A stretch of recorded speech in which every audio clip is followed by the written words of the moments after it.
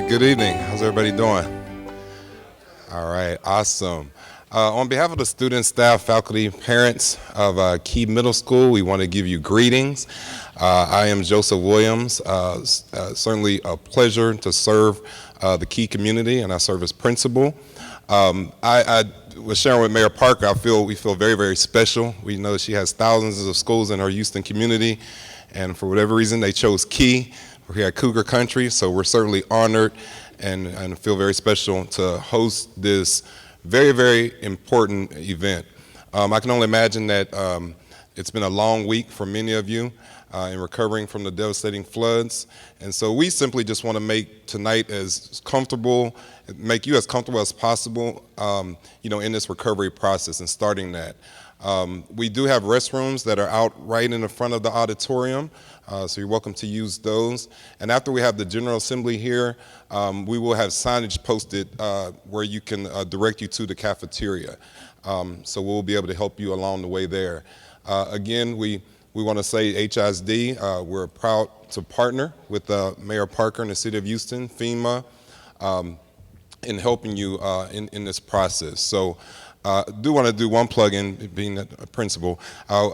We do have a representative from the Homeless Ed Department in HISD, and she's also going to have a table set up.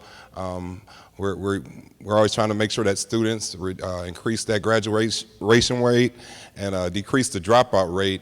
And so if ma'am, sir, if you do know of a child that is not in school, in middle school or high school, we do have a representative that'll be there. I just wanted to do that quick plug-in. But again, it's a pleasure, and I'll be available if I can assist anyone with anything. Thank you again, Mayor Parker.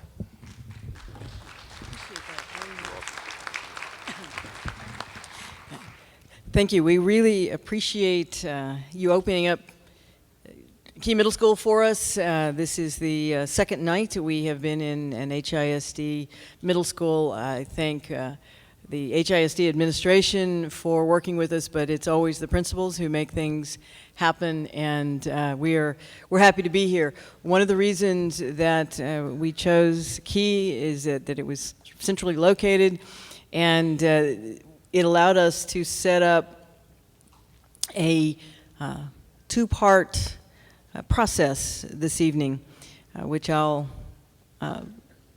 walk us through in just a moment. I want to acknowledge that we're in the District B Council District, and the council member for District B, Councilmember Jerry Davis, is right over here. Dressed up tonight, council member, looking good. And we have at-large council member Michael Kubash here. And I know we have staff from at-large councilmember Costello. Where's councilmember in the back? Councilmember Costello's staff in the back. Thank you for being here. The reason that we're set up in two places is that I'm going to give you broad information, and then the people who can go down in the weeds with you and address your specific questions are in the cafeteria. You can go to the cafeteria at any time and begin whatever process. If it's a FEMA process, if it's an issue that the City of Houston needs to address, we can take care of that. It's the goal is for us to answer all of the questions we can for the broader group here, but much of what's going to happen for each of you is going to involve more detailed questions. And again, you don't have to stay in here. If you get your question answered and you want to head home, that's fine. But if you need to go over for the other more in-depth discussion, that will go on simultaneously. Also, this meeting will be conducted entirely in English, but there are Spanish-speaking experts at each of the tables in the cafeteria who can address specific questions, and I'm going to ask Mr. Nelson Espitia to come up and make that announcement for me in Spanish. Gracias, alcaldesa. Buenas noches a nuestros amigos hispanohablantes. De parte de la alcaldesa Annise Parker y otros funcionarios de la ciudad de Houston, le queremos dar una calurosa bienvenida a todos ustedes. La alcaldesa acabó de explicar que el programa de hoy tiene dos porciones. Una es una presentación general aquí dentro del auditorio y otras son reuniones específicas en la cafetería donde representantes bilingües de los varios departamentos de la ciudad, FEMA y otras agencias como la Cruz Roja podrán contestar sus preguntas particulares. No tienen que quedarse aquí, pueden ir a la cafetería de una vez para que los podamos asistir con sus preguntas. Gracias. The city departments and organizations that are represented here tonight and who have information set up in the cafeteria and, in fact, can enter data. I know FEMA's ready to go and enter data if that's what you desire. But the city departments that are represented, the Department of Solid Waste, we have Mr. Harry Hayes, the Housing Department, Neil Ratcliffe, Public Works and Engineering Department, Mark Lathan, and I know that Dale Rudick, the director, is going to be here at some point. Houston Police Department, Executive Assistant Chief Martha Montalvo down there. I know we have the City of Houston Health Department represented, and the Department of Neighborhoods, Director Katie Tipton is down there. As well, outside agencies, we have FEMA, we have Centerpoint Energy, the Red Cross, and the Small Business Administration. We know that your biggest concerns are debris collection, permitting for rebuilding, and whether there is assistance if you have had damage in order to either cover relocations or cover rebuilding. We'll be, again, trying to answer as many of general questions as we can.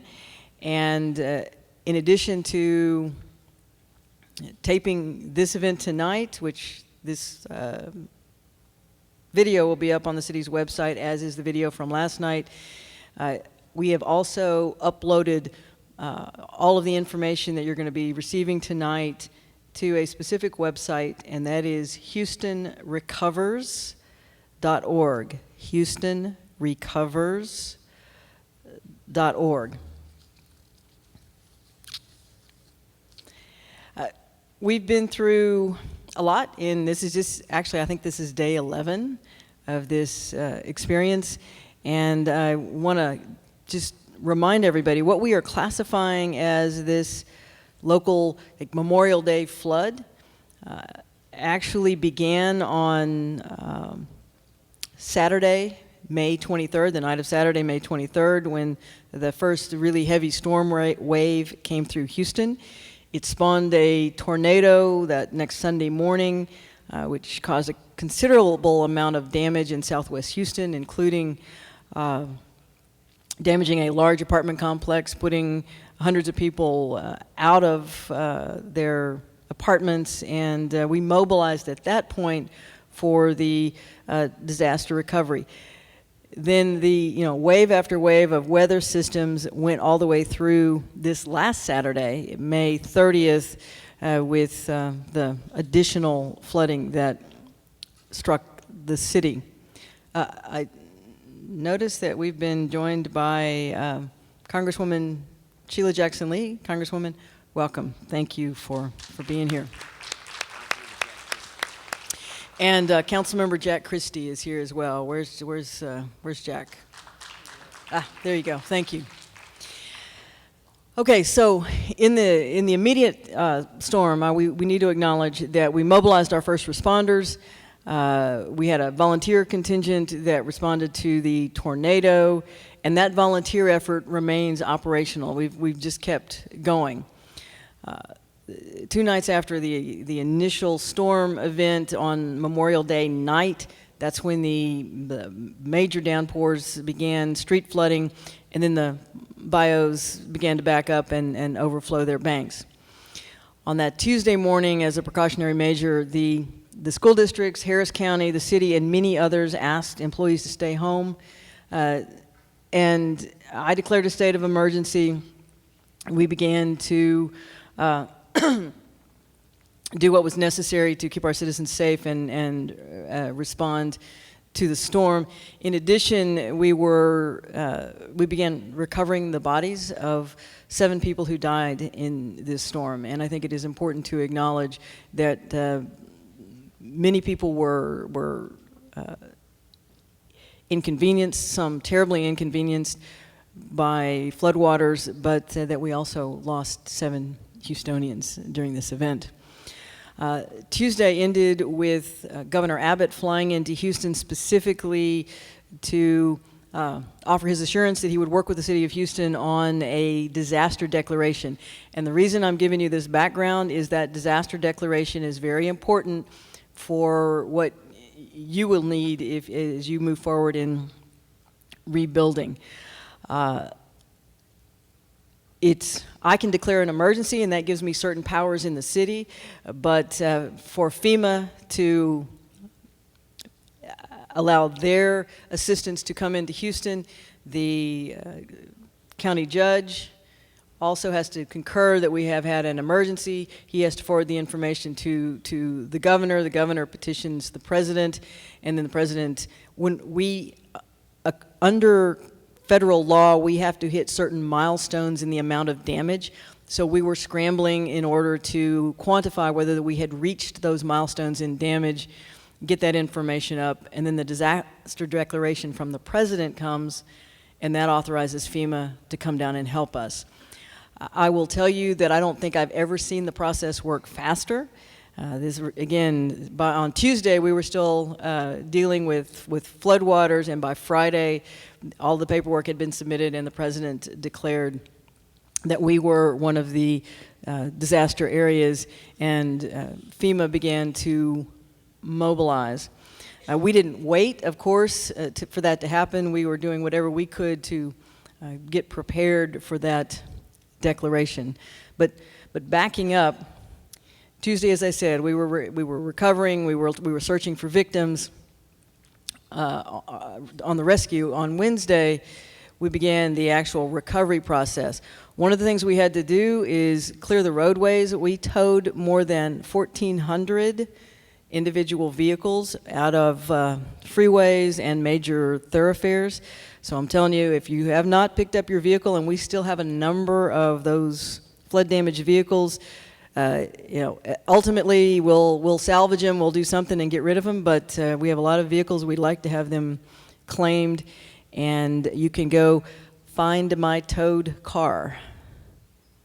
Find my towed car and make a claim for that vehicle. We were also making a call for everyone to call 311 and report that you had suffered flood damage. A lot of folks were questioning why we were saying call 311, because the city's not going to come out and repair my home. Why do I need to call 311? That was important because we used the data from 311 to determine where we began our assessment and recovery efforts. And I don't in any way expect you to see this. It's available on the city's website. But what we did is we took the data from 311, we created what we would call a heat map, where we saw clusters of people who had called in with damage, and we started a house-by-house assessment based on where we had clusters of damage reports. But one of the interesting things about this is that if you were to see it close up, small concentrations of damage, and then large areas of the city with no impact whatsoever.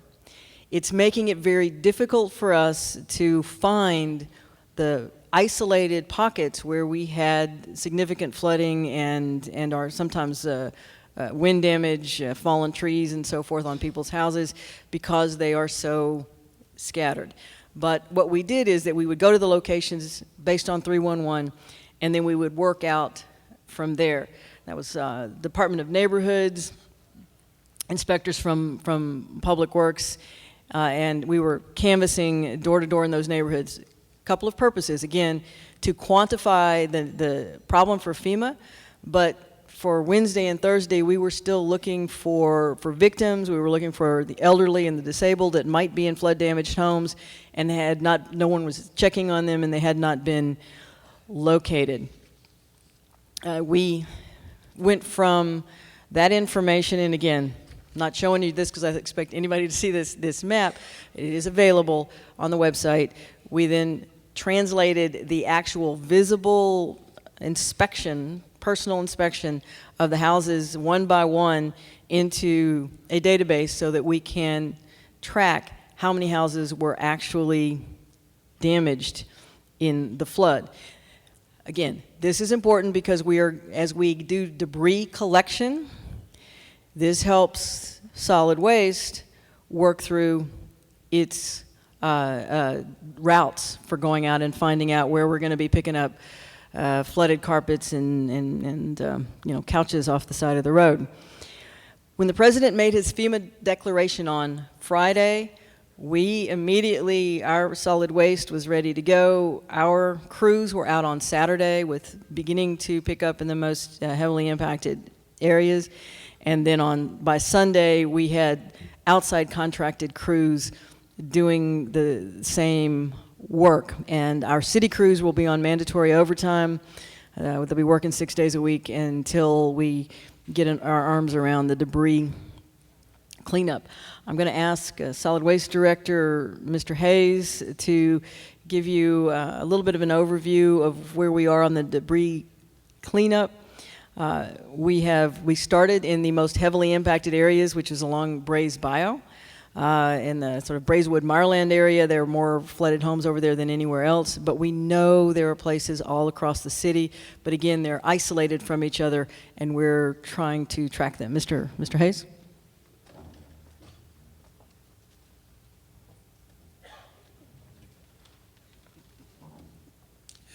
Thank you, Mayor. And thank you all for having us here this evening. First and foremost, let me identify to you the gentleman who is responsible for solid waste operations in Northeast Houston, Deputy Assistant Director Jeff Williams. Jeff, would you stand up and let everybody look at you, unlike last evening? There we go. Okay, thank you. We have, as the mayor indicated, we have been going full bore. For the past 10 days, we have identified, as she indicated, the heaviest hit area.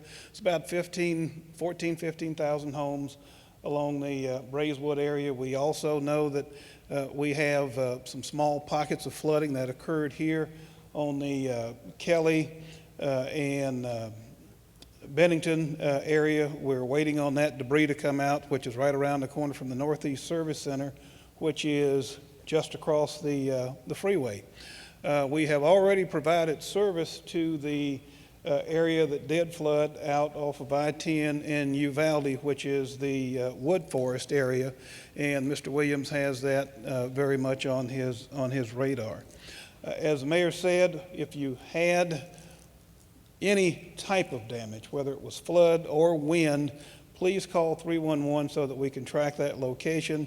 The folks that work at the service centers are pulling that information daily.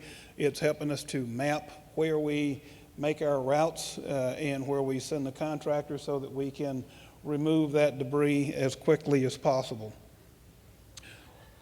Up to this point, we have collected about 30,000 cubic yards of debris. That is it's about 42 yards per household, which is 5 times the normal amount, or 6 times the, I'm sorry, my math is bad tonight.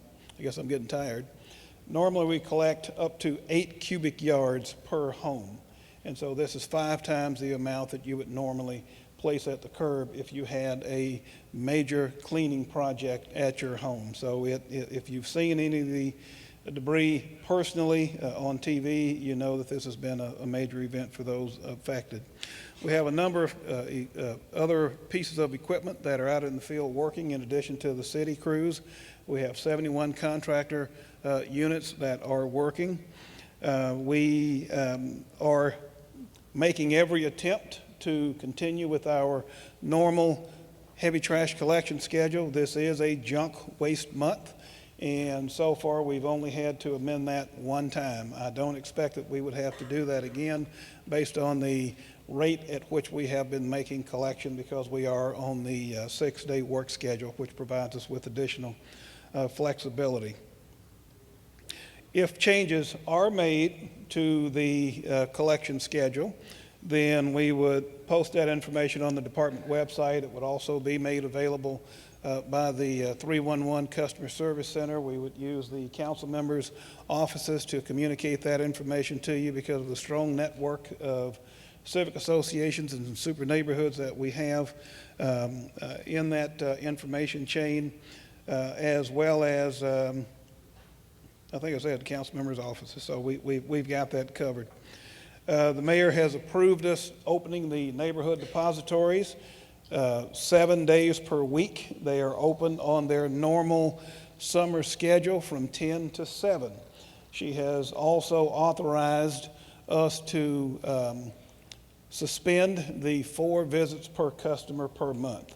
So if you have a project and you don't want to hire a contractor, you want to do it yourself and get rid of that debris, then you can take it to your neighborhood depository site and make those deposits yourself. We will gather information from you so that we can track that it is storm damage, because we need those records for FEMA reimbursement.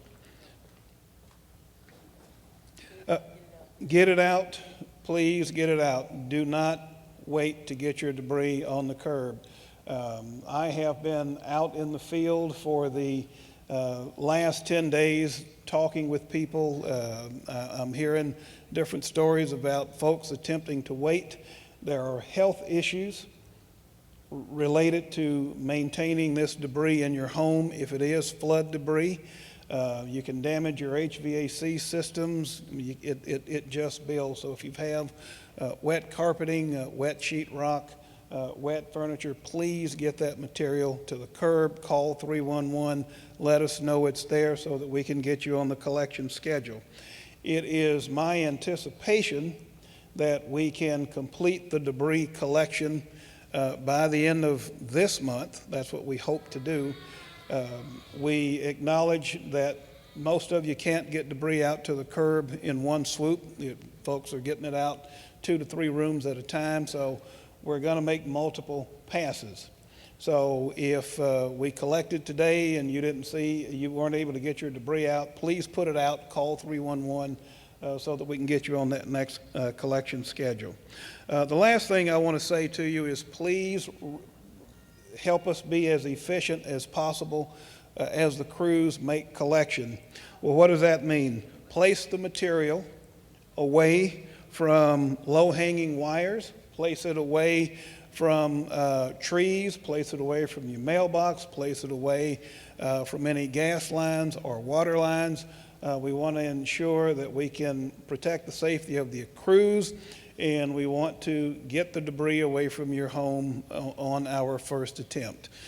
So we've got folks in the cafeteria if you have specific questions that we need to answer, and thank you very much for allowing us to be your solid waste department.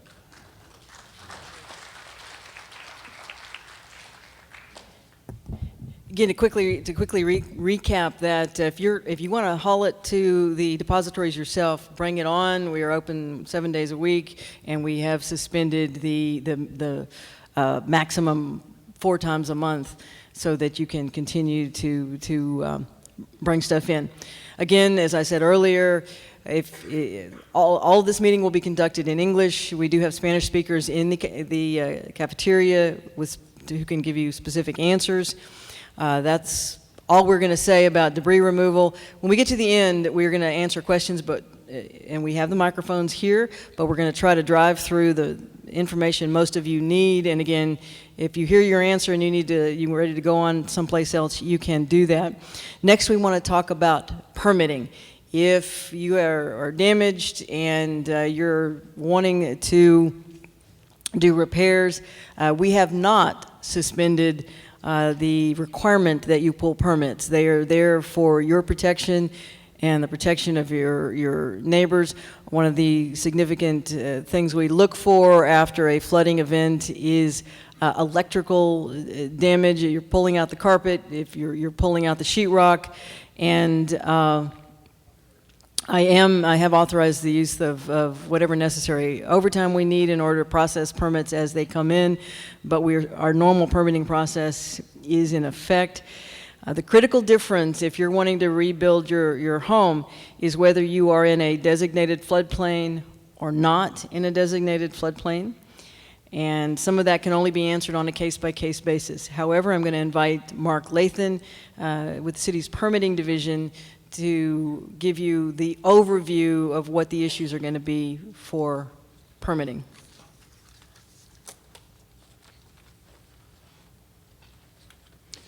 Thank you, Mayor. Good evening. Wish I was coming to you under different circumstances, but I feel it is our responsibility to give you the best information we can because you're going to be entering into the rebuilding phase of this effort. I'm going to go briefly over some general rules and requirements as it relates to permitting. We have permitting staff in the cafeteria that can work with you on a one-by-one basis, and so I would encourage you to do that. Let me start out. I'm going to talk about 4 different types of scenarios that are going to come into play for permitting and damage repairs. If you are not in a mapped 100-year floodplain, then you are set in a category where you will still have to get what we call general repair permits, but you will not have to secure flood development permits. Now, question is, you may or may not know whether you're in a mapped floodplain or not. We have computers, we have tablets, we have all the maps over there, and so staff can help you answer that question first. But if you are not in a mapped floodplain, but you sustain damage, flood damage, you will still need to get general repair permits by your contractor, your electrician, your plumber, whoever does the work for you. The second category is you are actually in a mapped floodplain, but the value of the damages or repairs you need to make are less than $10,000. Similar to what I said about non-floodplain properties, you still have to get general repair permits for that work, but you do not have to get floodplain permits to do the work. I probably should identify what's the difference between the two. Under the general repair permits, we issue those on a daily basis if you're coming in to repair any kind of damage to your home or do other types of activities. The floodplain, basic remodeling. If you're doing floodplain work, because of the National Flood Insurance Program that we participate in, we have to meet certain federal requirements.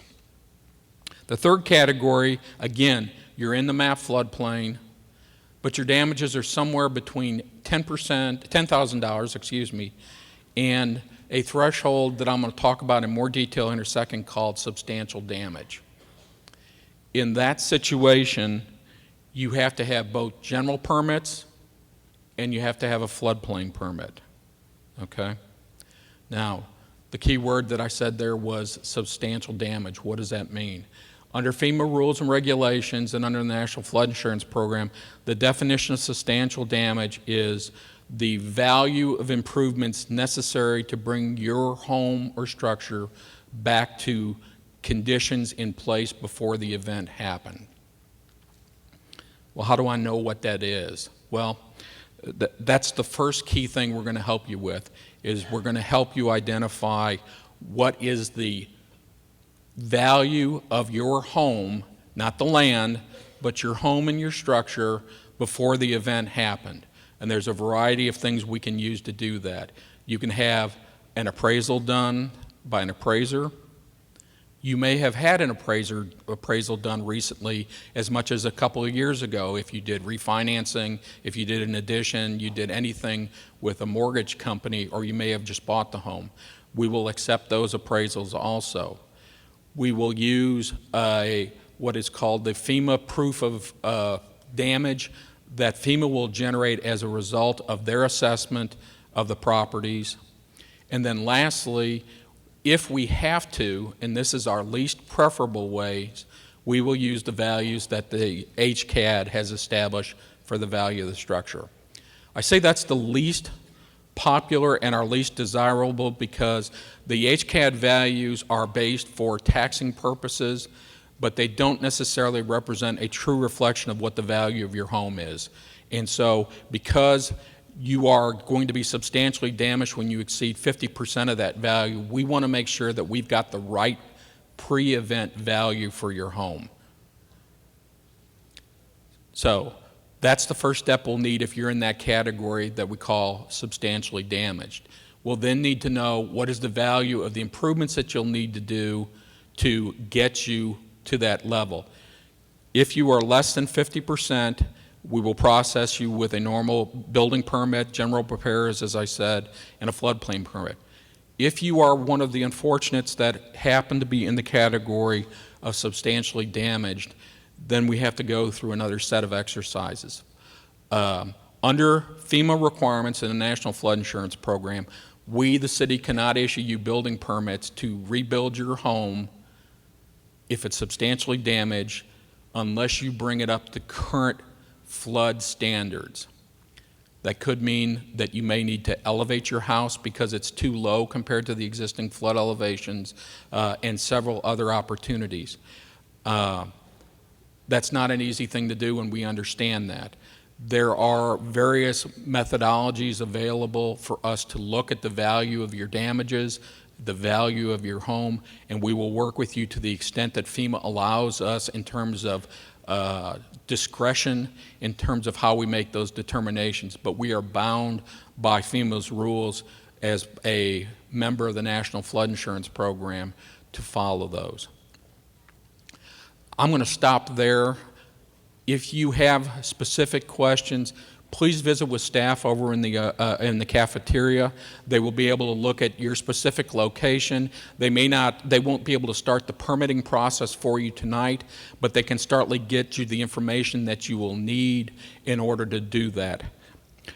One last thing I'd like to do, I would encourage you to pick up one of two documents that we do have over there. One is called Important Notice Regarding Flood and Wind Event Repair Work. It is hopefully a fairly straightforward guide on what permitting requirements are there. In addition, there's another document called the Flood Damage Repair in the Floodplain Fact Sheet. If nothing else, please make sure you obtain a copy of those tonight. They are also available on the web page, houstonrecovers.org, as the mayor indicated early. I'm going to give you a phone number if you have questions regarding the floodplain and regarding permitting in the floodplain. And this is the phone number at the Houston Permitting Center, which is located at 1002 Washington, just outside of downtown. And this is the number for the Floodplain Management Office, 832-394-8854. And as the mayor has indicated, we have been authorized to use whatever resources are necessary to work with you to get you properly permitted, get your homes and your residences to the extent we can compliant, and hopefully get your lives back on track as we go forward. Thank you. Thanks, Mark. Thank you, Mark. Okay, so we've gone over debris. We've now talked about permitting, and if you were here specifically to talk about how do I get my permits to move forward, again, there are folks who can walk you through the steps. Right now, if you want to head over to the cafeteria, there are folks waiting for you there. I mentioned earlier that we had been joined by Congresswoman Lee, and she's requested a moment to address you, Congresswoman. Are you ready to come on up? And then we will be moving into we have FEMA representatives here, and they're going to talk to you about the assistance available through FEMA, financial assistance to those who have been damaged, whose properties have been damaged. Mayor, thank you so very much. And this is extremely important meetings that you've held at Foundrin Middle School and now Key Middle School, and extremely important on the permitting that these individuals will be engaged in. Let me just briefly indicate that our city has had a running start and I want to applaud them for that, particularly the first responders and the unity of the City Council. I want to acknowledge the Vice Mayor Pro Tem, Councilmember Davis. Thank you so very much for your leadership on this issue. And then I want to acknowledge and indicate the importance of the work that FEMA is doing. Jerry Stoller, not good to see you. We have worked over the years on a number of these issues, but you are the best, and I want to acknowledge you. I know that you will be speaking in just a moment. And Jason Nelson, who is here on the front, all of them have been with this city from Katrina, which was not a direct hit, Hurricane Rita, and then one that we all remember, Hurricane Ike. If anybody has a longer history, you know that you will remember Storm Allison. But Mayor, what I wanted to say is, first of all, that the jurisdiction of calling for the declaration comes from the city, state, but I was able to join in asking the president to expedite this process. The key that I want to emphasize is do not miss deadlines. Do not miss deadlines. The date I think that the declaration was rendered, Councilman Christie, thank you again for your leadership as well, was last Friday. 60 days from last Friday, you have to get on the web, you have to be in front of FEMA representatives if you want to apply for individual assistance. And my friends, that is the assistance that comes directly to you as a homeowner. Directly to you as a homeowner or someone who has rental property. Please do that, because believe it or not, we lost people in getting resources in the storms before because they would come up a year later, 3 months later, and they wouldn't apply. Members of Congress representing congressional district can be sort of the leverage or the engine for people who get confused or they're not understanding what FEMA is saying. Please use your respective members of Congress's offices to be able to provide. I sit on the Homeland Security Committee. I work with FEMA all the time. And the good news is that we're going to have mobile units working with the city in Harris County. So you're in this meeting today, but they're going to be looking at areas where there will be a unit maybe around the corner from you or in your neighborhood. In addition, FEMA will be looking for individuals who can provide assistance. That assistance, and when I say that, work. It may not necessarily be in this area. As you well know, the state of Texas has been hit, Wimberley and places beyond that will need a lot of help. But FEMA will be looking, as I have insisted over the years, that we take people from the state of which the injury or the devastation occurred. So if you're interested or you know people that are interested, please don't hesitate to do that. Let me also indicate that there are individual council members who are interested in having meetings with me and FEMA narrowly on the question of flood and the changes that may come about because of your area flooding. We will look forward to working with the city and working with FEMA, trying to explain what this means to you if you are an area that never flooded before and now you're flooding. We've had those kinds of issues before, and we want to make sure that people understand it and are not put in a category that disadvantages them and, of course, causes them a lot of money. Let me conclude by saying this. We are now coming upon hurricane season. I know we've just gotten through with a storm that I don't know if the mayor has named it, but we've never named this series of storms that we've had. But we are certainly in the framework or the time for hurricanes. Compounding what has happened now may be a hurricane. No, I'm not here to predict. But that's why I want to encourage you to get all the assistance and call all the numbers you can possibly call. Let me finish on this point. I want to join the mayor for you to do the 311 because it helps the city establish itself under the declaration of what dollars it can get that are short of the insurance dollars because we can't double dip.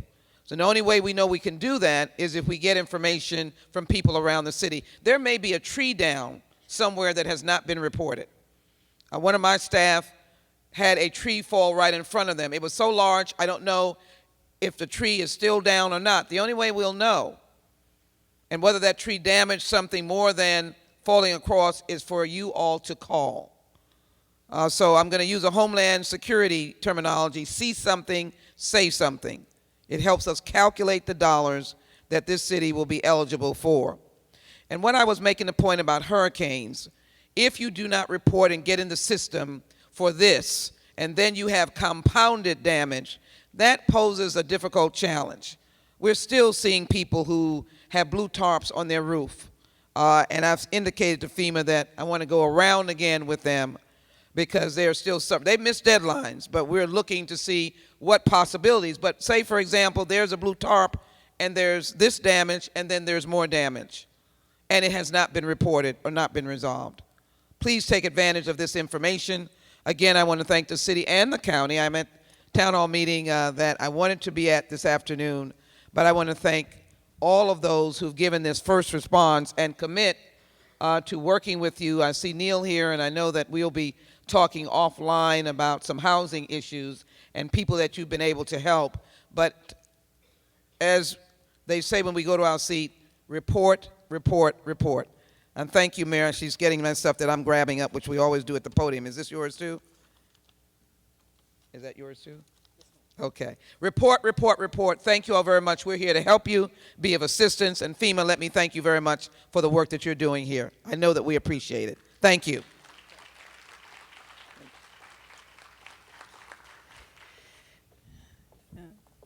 Thank you, Congresswoman. I'm gonna do a quick detour through volunteer activities. Again, I know a lot of folks headed over to talk about permitting, but there's a lot of cleanup and there is help available. We've had volunteers mobilized in the field for the last 11 days. And there have been a number of entities that have offered supplies. And so as you leave here tonight, you're going to see that the American Red Cross has a big van outside. They have certain materials available. They have cleanup kits. They have bleach. They have shovels. They have gloves. They have materials to help in the recovery. Those are free to you if you need them. And I would encourage you to stop by and talk to them. But you may need the assistance of other folks. A lot of people with their own resources, they hired crews, they got out and they have pulled their debris out to the curb. The construction crews are already working. Lots of other folks, especially our seniors and disabled, have depended on volunteers, and we know that there's still some of that need out there. The task of organizing the volunteers has fallen to our Housing and Community Development Director, Mr. Neil Ratcliffe, and I'm going to invite Neil up very briefly to talk to you about what might be available if you need that kind of help.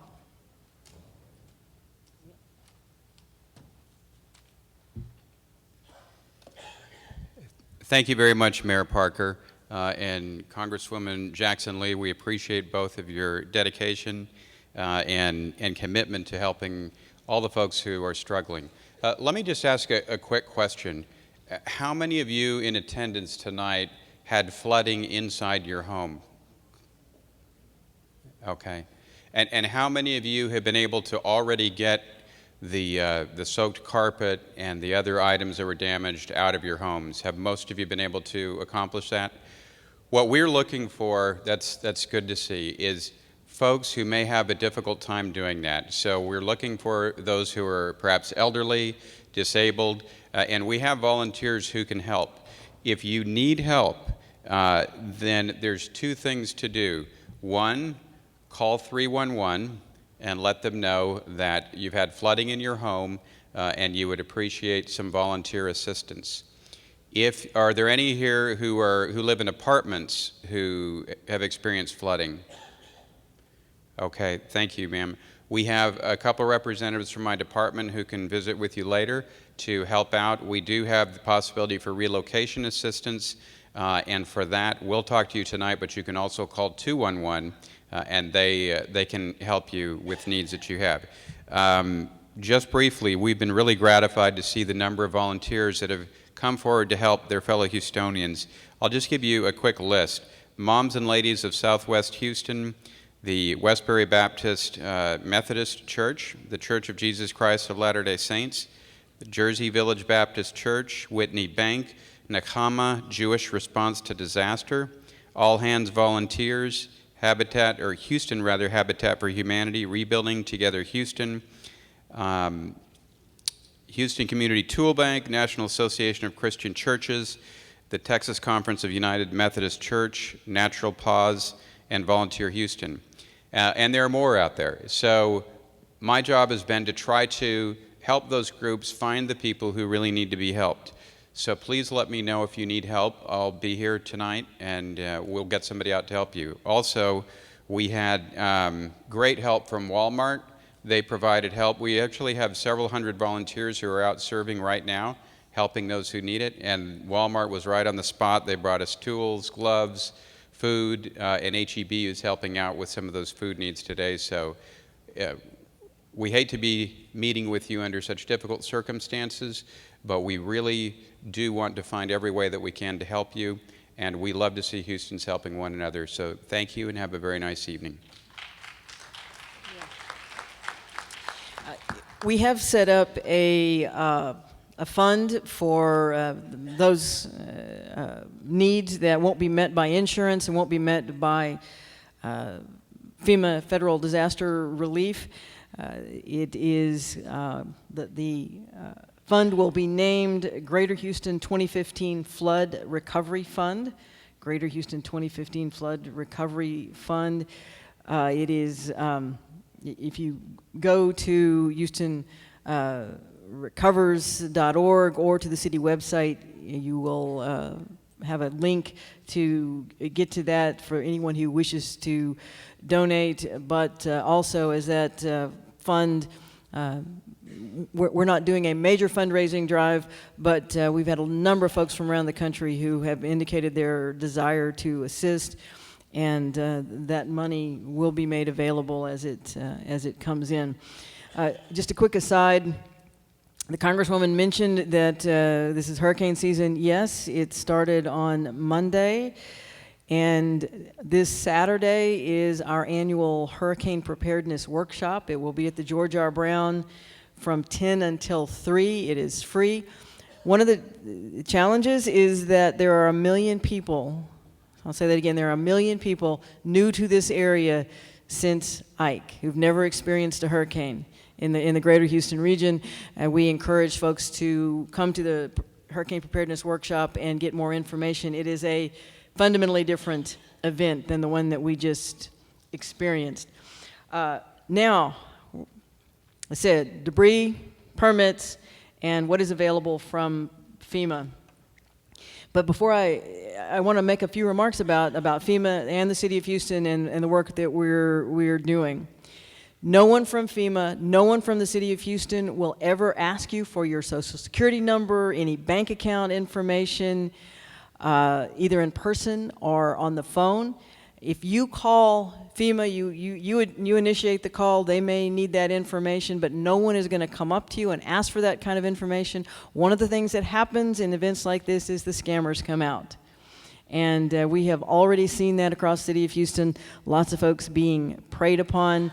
Never give out personal information. Be careful when hiring contractors for the work. Check references. Our volunteers and the FEMA crews, if it's not a City of Houston person with something identifying them as a City of Houston, with badges, with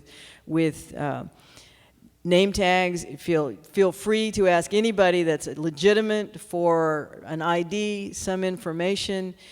Please, we want to make sure that that no one is taken advantage of. If you believe you have been price gouged or someone is attempting to scam you, that would be the Texas Attorney General's Office, 713-223-5886 or 1-800-621-0508. Now I'm going to invite the FEMA Branch Director, Jerry Stoller, to come up and talk about what might be available in terms of assistance from FEMA. And again, there are FEMA representatives in the cafeteria who can assist you. Mr. Stoller. Mayor Parker, thank you for having us here this evening. You know, as you open your remarks by talking about the historic flooding here in the city, I want you to know that as we saw those images on television, that our hearts and prayers are certainly with all the residents of this city, as you did such a marvelous job in the response. And all the first responders here in the city certainly should be commended for their hard work and efforts to stabilize the environment. What I wanted to do is tonight is just, I'm going to talk to you a little bit about what our presence is going to look like here in the city. But before I get into that, though, I just want to tell you where we're at, because there's actually been quite a bit of work done already to assist those who have applied for assistance. Currently, statewide, there are 6,000 residents of Texas who have registered for FEMA assistance. 3,900 of those, actually 3,866 to be exact, 3,866 are residents of the city of Houston. And Mayor, that's an increase of almost 600 from what I reported last evening. So a pretty big jump, which indicates that some of our joint messaging is having an effect. In terms, you know, what does that mean now in terms of money that's in residents' hand? Congresswoman Lee spoke very passionately about availing yourself to the assistance. And as of today, statewide, there's $5.5 million in the hands of survivors who have applied for federal assistance. What is noteworthy about that is that $4.1 million of that individual housing assistance is in the hands of residents, survivors here in the city of Houston. So we recognize that this is going to be a long recovery and we have a long way to go, but I think it's important to take note of these numbers right now, and it's our intent with our presence here in the city now to continue this momentum to help all of you and all of the residents of Houston who have been affected by this flooding to get back up on your feet and to take ownership of your recovery, because that's really what this is all about, and what our presence is all about, is to get you collectively back up on your feet so that you can work together to make this community whole again.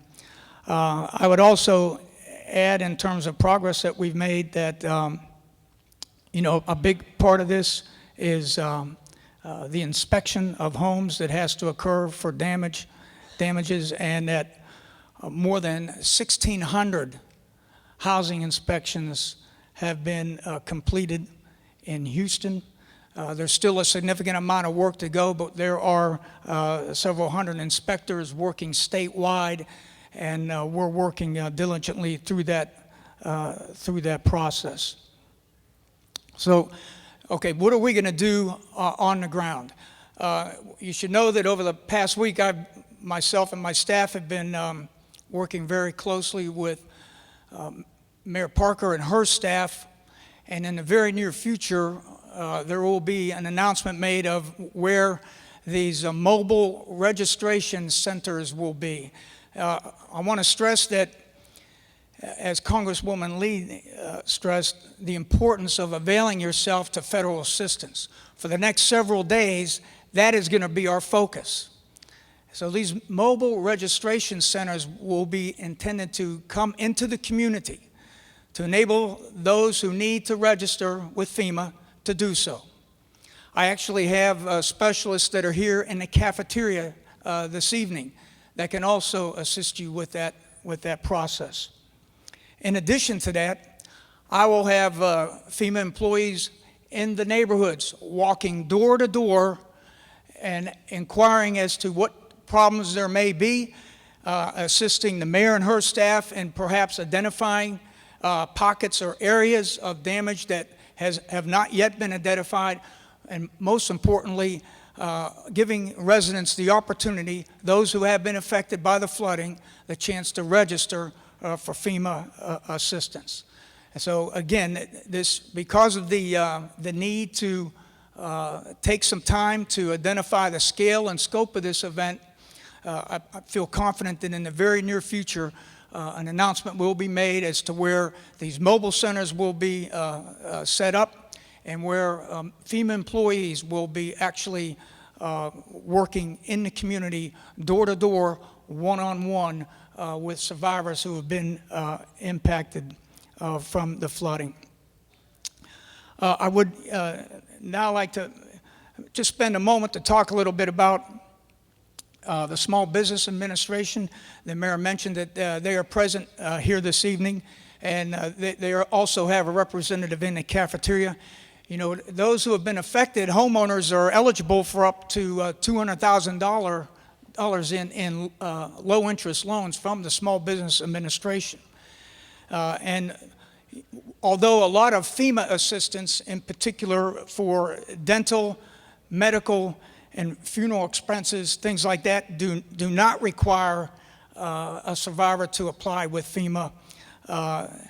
If you want to avail yourself for FEMA assistance for personal property, vehicle repair, moving expenses, or storage expenses, you will have to apply for an SBA loan. So this is a nuance that oftentimes is overlooked in the recovery process, and that is why we work very closely with the Small Business Administration. So if you have not considered that in your recovery plan, I would encourage you to speak with the SBA representative that's here tonight, or you may speak with an SBA representative that will be at either our mobile registration facilities or in the near future at our fixed disaster recovery center. And I now want to just take a moment to talk a little bit about that recovery center. We are working, again, closely with the city to identify a central location that is accessible to the vast majority of those who have been impacted by the storm. And what we're planning to do is make this a one-stop shop for all types of assistance. Survivors can come there and certainly have a one-on-one detailed casework on their FEMA application, but they will also be able to meet with agencies from the state, county, and other volunteer aid organizations here in the city. So the idea again is for us to partner with the communities to make this a true whole community effort and to enable the survivors to take advantage of as many avenues of assistance as possible in order to help them get back up on their feet. And I'm going to close by just, again, reinforcing the point that the Congresswoman made about registering for FEMA assistance. There are a number of ways you can do that. Hopefully you've heard this phone number before, 1-800-621-FEMA. That's 1-800-621-3362. For the hearing impaired, that number is 1-800-462-7585. You may also do this online at www.disasterassistance.gov. And we also have a smartphone option, m.fema.gov. That's m.fema.gov. And the Congresswoman talked about some of the technology for the elderly, and this technology will be available in our fixed disaster recovery center site. Again, the intent there is to have this in a central location that is accessible to those who have been impacted by the storm. So, Mayor, again, we look forward to partnering with you and your staff. And in the days ahead, again, the focus is going to be on getting to those heavily impacted areas to ensure that we get maximum registration from those who have been affected here. Thank you very much.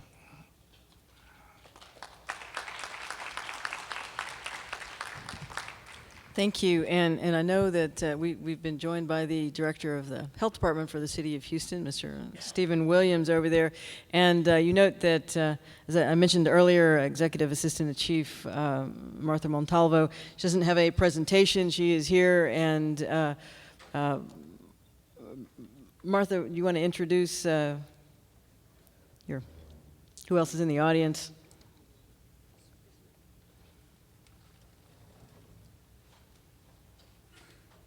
Just a quick introduction. I'm Martha Montalvo. I'm the Chief of Staff for Chief of Police Charles McClellan. And I have with me today Assistant Chief Mary Lynchke. Her area of responsibility includes this area. I have Acting Captain Terry Rose, who works out of Northeast and is responsible for this area. And if I could, Sergeant Tom Griffin, who's with our auto dealers, and his expertise is the regulation of wreckers and the towing industry. Thank you. Thank you. Okay, we pushed out a lot of information quickly and said that that's what we were going to try to do, and I know that people have been peeling off, and I've been receiving reports back that a lot of folks are in the cafeteria working through their issues. There are microphones in here. However, if you have specific questions that we can answer up here, we will attempt to do so. You can queue up on either side. Again, a plug for our free hurricane preparedness workshop. Lots of different groups will be at the George R. Brown this Saturday with some with important information. And just as an aside, one of the things that happens 3 or 4 days after a significant rain event is that the mosquitoes come out. I'm just going to tell you up front, the City of Houston does not do mosquito spraying. We do not own any mosquito trucks. That is a Harris County function, and their policy is that they do not spray for nuisance mosquitoes. We're going to be uncomfortable for a while. I have made a request that they waive that policy. It's an important policy. We don't want to develop mosquitoes that are pesticide resistant, but a lot of folks, their homes are airing out, they've pulled out their sheetrock, they've pulled out their carpet, they're leaving their windows open at night to try to air out the place, and so we realize that that's a challenge, and so I have made that request, so we'll see. Sir? A couple of questions. One, so you have a home, it's in the floodplain, you had substantial damage, that's over 50% value. I hear there's a requirement to come into elevation code. That's, over and above what you might get from your flood insurance or FEMA. I heard there's a coverage compliance benefit that's in the FEMA to help you cover that cost because it could be substantial. The other part is, say you're adjusted from FEMA and you get the damage settlement. Can you just sell the home and go from there? Because we might not be able to afford to bring it into compliance.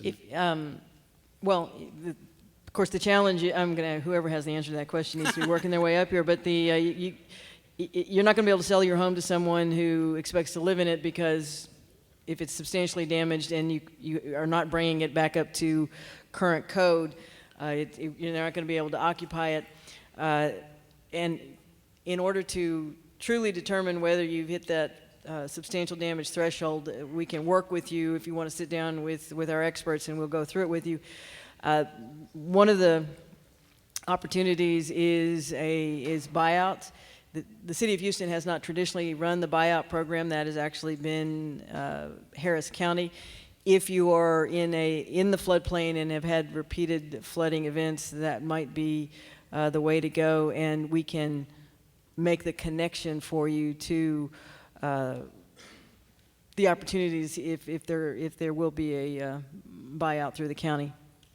Jerry? Oh, Mark. Thank you, Mayor. Couple points. What you refer to is what's called ICC, increased cost of compliance. And that is, the idea behind that is to make up the increment for bringing a structure into compliance.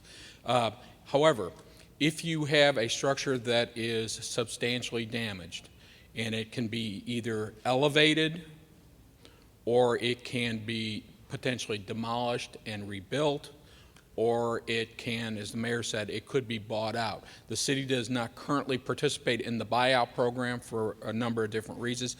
The Harris County Flood Control District does participate in that, and if you'd like information, you can certainly talk with one of the staff members from Public Works, and they can give you a contact. There are, excuse me, there are what are called flood mitigation assistance grants opportunities. It's federal dollars that are passed through the state, and what they are intended for is things like elevating homes above flood elevations, demo and rebuilding. We are looking at what opportunities may be available for those people who really don't have any other options to see if we can get possibly an application in to get some additional grant money. So I would encourage you, if you haven't talked with the flood management office staff from Public Works in the cafeteria, please do that. We'll try to get you as much information we can. We'll put you in contact with who the best people are to answer that. With regards to your question about if you are settled and then you can sell their home, I don't know the answer to that, and I looked at my colleague from FEMA. We're not really sure about that, but if you check with the FEMA people back in the cafeteria, they can probably find that answer for you. Okay? Thank you. Yeah, that was what I know Jerry's getting ready to say, but sir, when you sit down one-on-one with both the city but with FEMA, they can sort of give you the nuances of the information or resources that you might be able to have on your substantially damaged property. I mean, it's really worth your while to sit down one-on-one with the folk that are back there, because these are layered answers possibly for you, so you can get all the information. And I just want to mention that I have a staff here that will be available with business cards as well to give to any of you who are in the 18th Congressional District. Thank you. I'm sorry. Didn't take up much. Well, sir, I was going to alternate. Go ahead. Yeah. Specific question regarding rental property.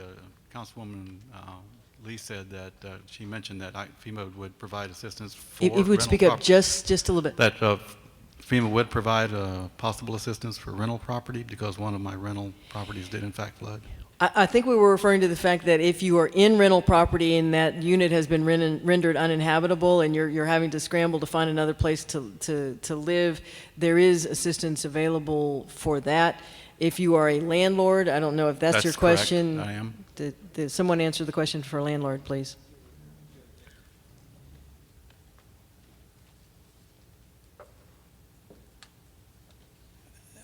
Sir, if you have applied for assistance on a rental with FEMA and you have a rental property and the inspector comes out to, has he come out to inspect? No, but a little bit of background. My wife did call FEMA and they told her she was not, funds were not available because it was a rental property and it was a business, so to speak. Okay. But if you see one of our staff in the back, there is certainly options available for that if you're in that situation. If you're a landlord and you own rental property, Yeah. Yeah, on a rental property, that's considered a business. So anyone who owns a rental property can apply to the Small Business Administration. Right. We can loan up to $2 million to repair or replace that. We can also loan for needs, for the ongoing needs of that rental property or any business, any small business, for working capital, that you're not able to meet your working capital obligations. So it is important to do that. And one thing to the previous question, if you folks can kind of imagine that what your home was like before the disaster, and now it's like that puzzle that you got at the store, and there's 1,000 pieces. You're trying to get it back together. And that's why it's so important, as the Congresswoman and everyone has said, to come in, apply for all the assistance available, and what you're going to find that piece. It might be with the city, the county, the Small Business Administration, FEMA. There's a lot of pieces here that are available, and it's really you need to come in and do that. And you don't have to make the decision if you need or want a loan right now. You'll have plenty of time to decide that, but you really need to go through the process. Thank you. That's a good point, and we appreciate the Small Business Administration being here. As we stated earlier, register, get your information in, because there are deadlines that will block you from any assistance. So the direct answer to the question about tenants, If you are a renter and you have lost your place to live, there is FEMA assistance available. And as the landlord or the owner, there is a possibility of assistance through the Small Business Administration to get you back up. Did you have a follow-on question? Thank you, sir. Thank you. Ma'am. Yes, I live on the West Fork of the San Jacinto River, right above Lake Houston. We've been underwater approximately since the 22nd. I am in an elevated home, so it didn't actually get in my home, but I have lost my well due to floating logs and stuff, took out the pump and everything that goes with it, and also my septic, I assume, is full because it smells now. I've called since 8 o'clock this morning. I've called Red Cross, FEMA, United Way, 50 churches in my area. I cannot find water, just bottled water, any kind of water available to us. There should be some palletized bottled water right outside at the Red Cross truck. Okay, and but specifically, are you actually in the city limits of Houston, or are you outside? Yes, I'm in Kingwood. If you're in the city limits of Houston and you think your well has been contaminated, the Public Works Department will come out and, no, wait, is it Public Works or is it Health? Help me out here, Stephen. Do you know, is it the Public Works Department or the Health Department that will come out and inspect well water? That was something we talked about earlier. It is the Public Works Department to make sure that that water is safe to drink. We'll do all the testing. It's at no cost to you. Before she gets away, make sure somebody does that. Now, if you're on a septic system, we don't handle that issue, but maybe somebody can help me figure out some assistance on that. Okay, Did you have a follow-up question? Well, my pump and everything was taken away, the tank, so... So you don't even have access to well water. Right. You don't want to know if it's contaminated or not. You can't even get to it. Right, okay. right. Well, I'd like Sorry. to know both, yes. Yeah, okay. Is that going to be covered by FEMA? Could you get the actual neighborhood that you're in? I'm in North Shore subdivision. Yeah, okay. They're discussing this up here. Okay. If you'll let us follow up with you offline. All right, thank you. Happy to. Thank you, ma'am. Yes, ma'am. I live in a neighborhood that is not in a flood zone, and we flooded in 2009, about 30 plus houses, and we flooded again, the same 30 plus houses, Memorial Day flood. We've been trying to get our drainage issue resolved unsuccessfully for the past 6 years. What can we do? Some of my neighbors did call 911, and an inspector did come out and told us that the drainage is working as it should. I don't think that drainage should flood your house in a rainstorm. And it twice shouldn't. in 6 now, years. Can you answer we had two different things happen in this storm. On the actual night of Memorial Day, the Monday night, we had up to 11 inches of rain in a few-hour period in certain parts of Houston, and any part of Houston is going to flood. That much rain in that short period of time.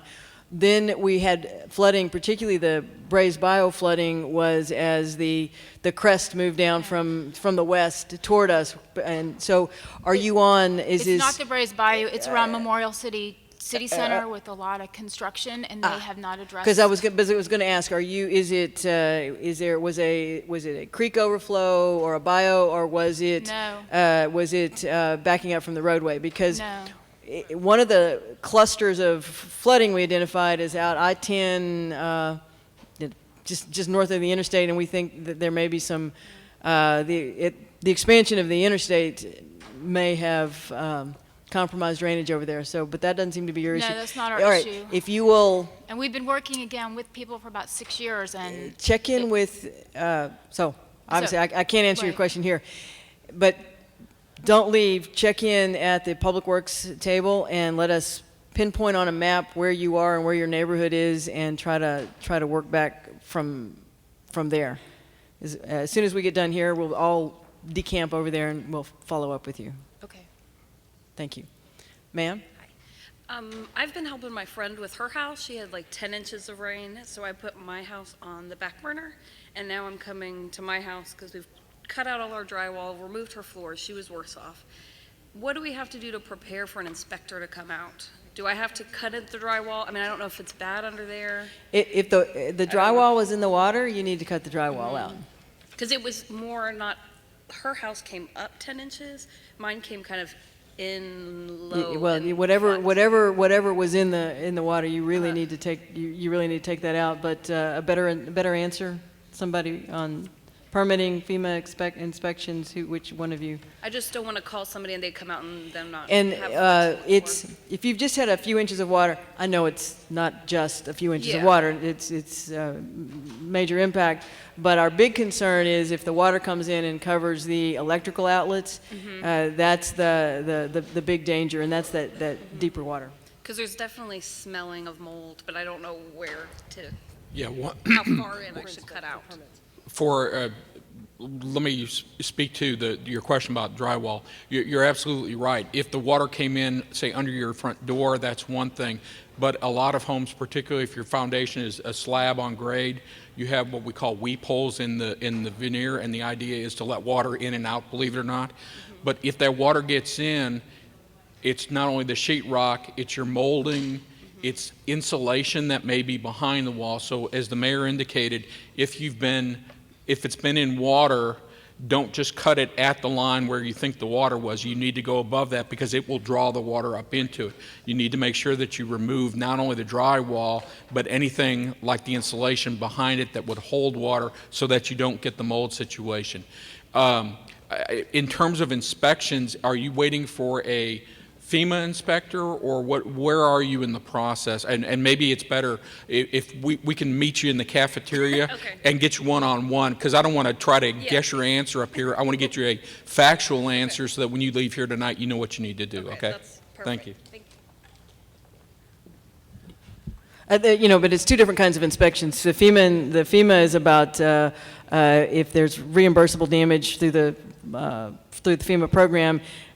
City inspections, it's because there's permits been pulled for repairs. Sir?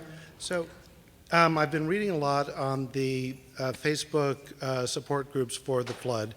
There seems to be a lot of misinformation going around or confusion about the apparent catch-22 on the 50% rule on the value.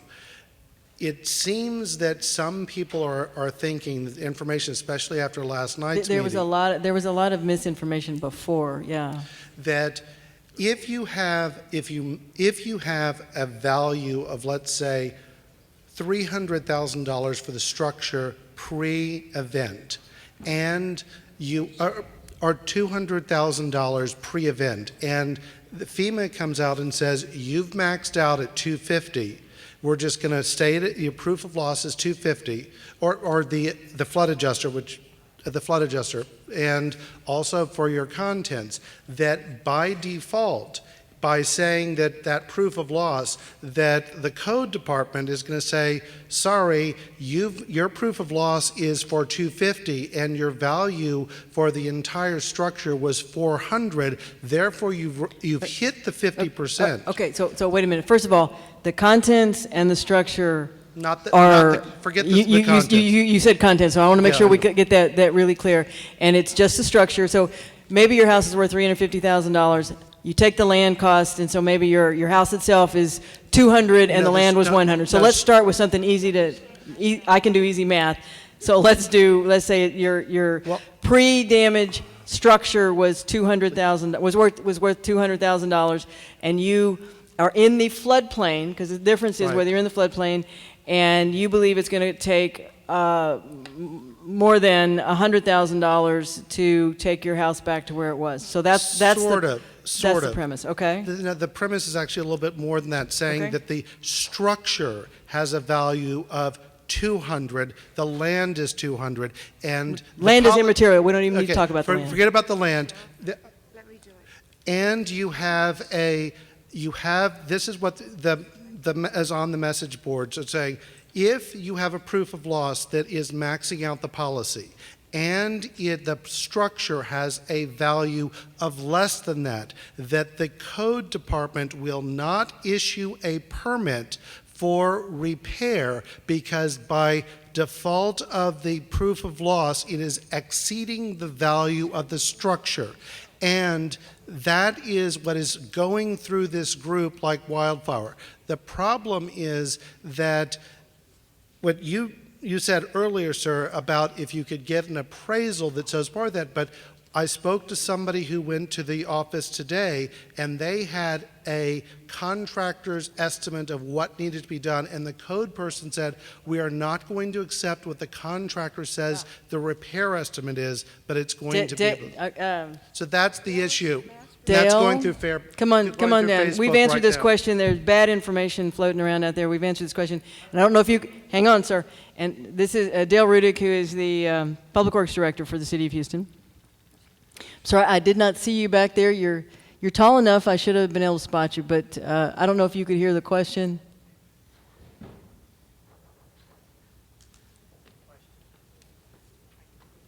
I don't want to start him over the question again. You heard the question. Okay, go ahead. You're talking about the contractor themselves trying to come in and tell you what the value is and that we're disputing? No, it was May I this is not, It's my house. It's not about your house. This is about what is in the Facebook, this is what is going on in the Facebook group and the people that are talking about this very issue, saying, I've spoke to somebody, not her, who went had a contractor's estimate of what it would take to repair. They had gotten from their flood insurance that it was maxed out and that exceeded the value of the structure. And they were told, we are not accepting contractor's estimates for the work. We are going by the guidelines. If the flood insurance policy is maxed out and the property is worth less, you have to demolish. And that's what's going through the group. I can get it to Let's you talk later. offline, but I think it's a matter of validation of what the contractor gave you, and therefore, because there is pretty much a formulaic type of, where we are, what type of structures that we have that would be considered to be a structure that needs to be replacing it with. Let's talk in the back and we'll go from there. There's two different things that happen. One, that you can get a really elevated estimate from the contractor, but then other people who want to be able to rebuild get lowball estimates. And so yes, there are standards by which those estimates are vetted to determine whether it is more than 50% of the value of the. Sorry, it took us so long to get to the answer to that. And ma'am, he was asking a different question. If you have a question, go right ahead. Thanks. I'm sort of half dead. That's why he's trying to talk for me. But I do have a different question from what he was asking. Yes, ma'am. We have these remediators who have come in. I'm sorry, you're going to start over again. Remediators, is that what they're called? That want to take it all off and get rid of it? Of the debris. Right. The demolition crews and so right. forth, yes. We have. Hopefully do not deal with anybody who comes and knocks on your door. No, these are reputable people Okay. given to us by Gem Agency. But my son, who's very bright, just won't let me talk. He got his people in from our store, and they have gotten all the carpets and the beds and everything that was wet is on the street. Okay, so they weren't in town. My husband and son. My daughter-in-law. Okay, so swept you out. got to get to the question. Question is, all that's left is a dry house. We have an upstairs on a separate air conditioning unit where I'm trying to stay right now. The sheetrock, of course, is still going to be wet behind everything in our home is built in, wall to wall built in. Yep. These people are telling me I have to sign by tonight or they're going to take their dehumidifiers out. And they want like $55,000. My question, just to tear out, my question is, they're saying it is unsafe for me to be there. I don't know whether I don't know what's real. Okay, let us talk to you offline.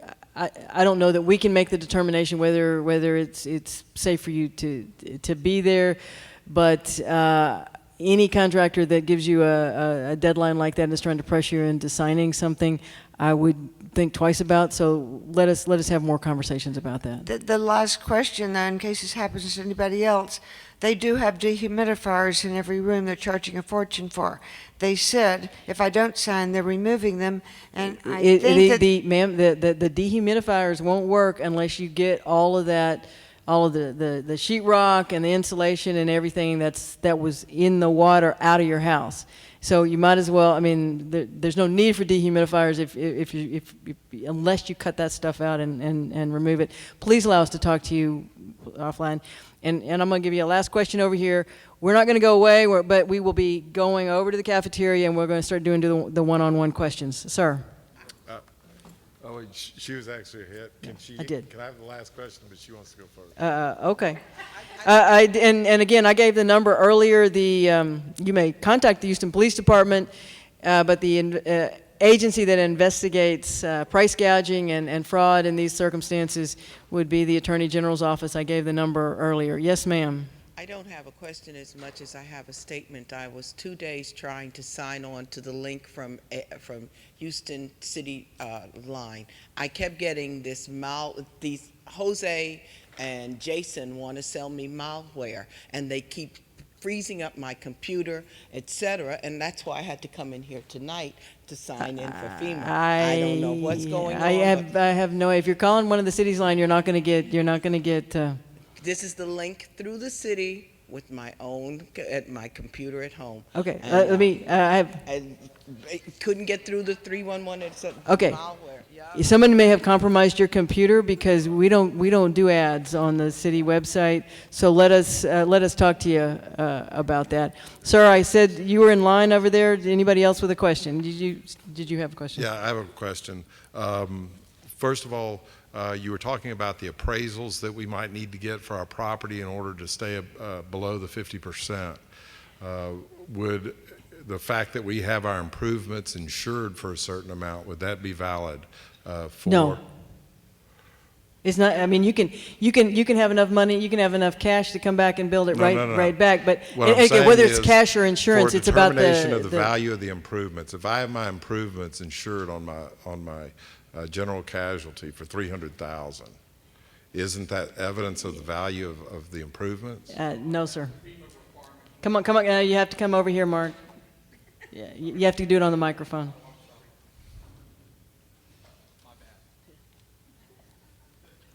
Unfortunately, no. There are only certain types of documents that FEMA will accept, and those are a certified appraisal, an estimate that is done with they have a program called the Residential Substantial Damage Estimator. They can plug in values and come up with a number, but we cannot use your insured value as a basis for establishing your pre-event structural valuation. Would the cost of the appraisal be covered under our national flood insurance? That question I don't know, but it's a good question for the FEMA folks in the cafeteria to go find out for you. I don't know the answer to that. And the second was as far as housing benefits. How is the amount of housing benefit for supplemental housing for when you're displaced? It's my understanding that FEMA allows for a housing benefit. Is that not correct? Yes, if you've been displaced. Or at least a FEMA trailer? No, we're not going to have any FEMA trailers here. You're talking about a cost benefit for relocating yourself, or? For temporarily. Right. Okay. If you've applied with us, and based on the results of the housing inspection, you may be eligible for some form of rental assistance, perhaps, or something to help you out there. And if you talk with one of our specialists in the cafeteria, I think we could probably give you some indication on that. Yes. It would be in the form of some form of voucher. No, we're not going to have FEMA trailers and so forth here, but there is rental assistance if you've been displaced from your primary residence, if you qualify. We appreciate your patience tonight. I hope we've answered as many of your questions as we could, and we're not trying to put those questions off, but some of them really require us to sit down and kind of work through your individual issues. We're going to head over to the cafeteria. I'm going to ask Nelson, did we have any Spanish speakers here that, if you'll give that one more plug on that. Esta es la conclusión del programa de esta noche. Queremos invitarlo a la cafetería donde tenemos representantes de la Cruz Roja, FEMA y otros departamentos de la ciudad que pueden contestarle sus preguntas específicas. Gracias. Thank you. Good evening. We'll see you around the corner. Thanks to all the agencies who were here tonight.